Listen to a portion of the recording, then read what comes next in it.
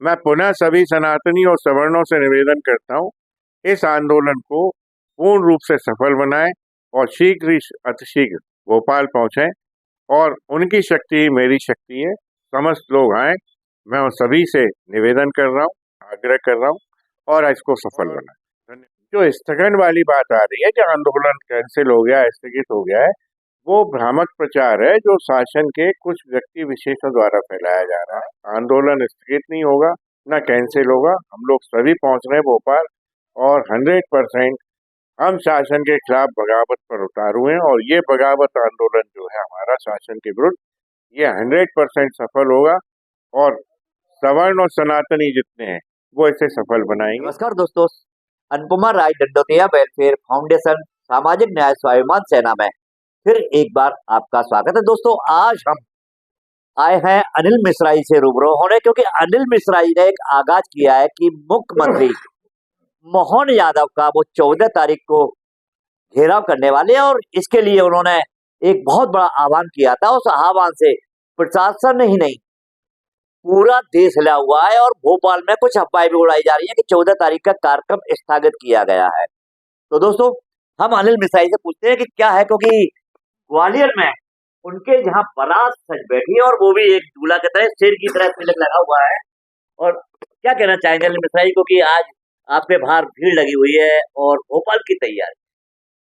भोपाल की तैयारी पिछले 7 दिन 10 दिन से चल रही है, क्योंकि जो सत्ता है, जो शासन है, वो हमारे दृष्टिकोण से बिल्कुल असमर्थ हो गया है, असहाय हो गया है। एक अपराधी, नालायक, सो कॉल्ड आईएएस, जो आईएएस को डिजर्व नहीं करता, आदमी योग्य नहीं है उसके, उस आदमी के द्वारा ऐसा आपराधिक कृत्य किया गया है कि हमारे भारत देश की बेटी और कन्याओं, बहनों के लिए ऐसे अपशब्दों का उपयोग किया गया है जो कि एक थोड़ा सा भी पढ़ा लिखा व्यक्ति कभी नहीं करेगा, जो सामान्य प्रज्ञा रखता हो।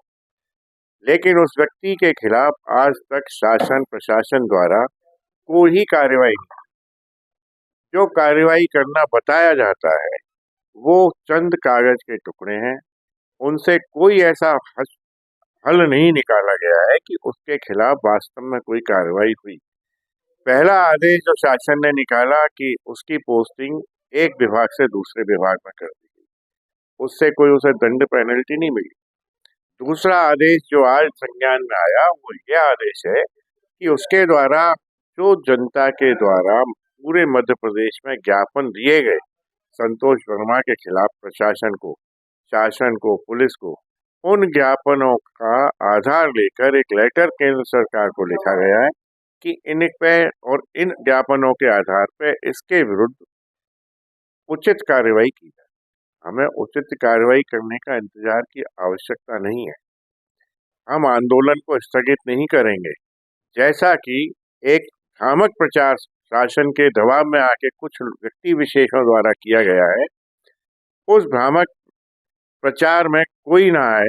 मैं सभी सनातनियों, सवर्णों को आमंत्रित करता हूँ, निमंत्रित करता हूँ, उनसे निवेदन करता हूँ, विनती करता हूँ कि मैं स्वयं भोपाल पहुंच रहा हूँ और मैं आधे 1 घंटे बाद निकलने वाला हूँ और मैं सुबह 4 बजे भोपाल पहुंच जाऊंगा। मैं सभी से आग्रह कर रहा हूँ कि कृपा करके ये सब सनातनी जो आने की चाहत रखते थे और जो नहीं रखते थे वो भी उस आंदोलन में शामिल हों, मुख्यमंत्री का घेराव करें।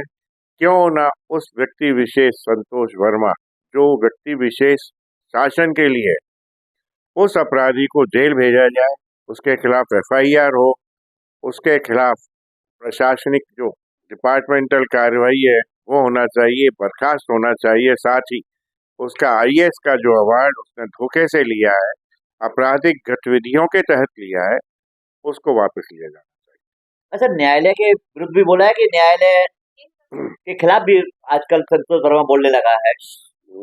उसी स्पीच में, उसी भाषण में संतोष वर्मा के द्वारा न्यायालय की घोर अवमानना की। उसके द्वारा यह वक्तव्य दिया गया है कि सभी जगह आरक्षण लागू होता है और एससी एसटी और अदर जो रिजर्व कैटेगरी है उनके बच्चों को और जगह नौकरियां मिल जाती है।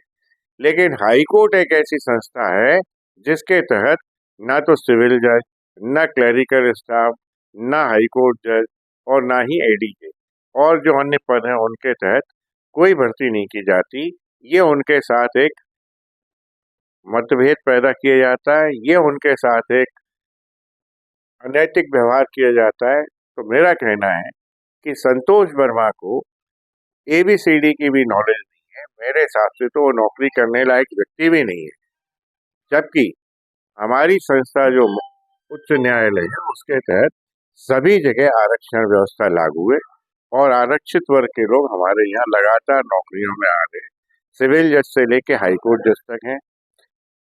उसने जो कृत्य किया है वो एक माननीय उच्च न्यायालय की अवमानना की श्रेणी में आता है और उस घोर अवमानना के लिए वो भी शासन की नाक के नीचे, शासन के बिना किसी रोक टोक के किया गया अपमान है और अवमानना है। उसके खिलाफ अगर शासन स्वयं कोई कार्रवाई नहीं करता तो मैं ग्वालियर लौटने के पश्चात तुरंत ही उस व्यक्ति संतोष वर्मा जो अपराधी है उसके विरुद्ध माननीय उच्च न्यायालय के समक्ष अवमानना की कार्रवाई करूंगा। अच्छा, इस पर क्या कहना चाहेंगे? संतोष वर्मा कह रहे हैं कि कोई संतोष वर्मा को मार नहीं सकता, हाथ नहीं रख सकता, जला नहीं सकता, एक मारोगे तो 1000 है।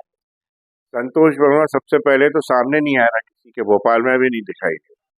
ये तो समय बताएगा, वो सामने आ जाए। 1000 संतोष वर्मा होंगे तो 1000 और लाख करोड़ों अनिल मिश्रा भी पैदा होंगे जो उनको ठिकाने लगाने की औकात रखते हैं, ताकत रखते हैं।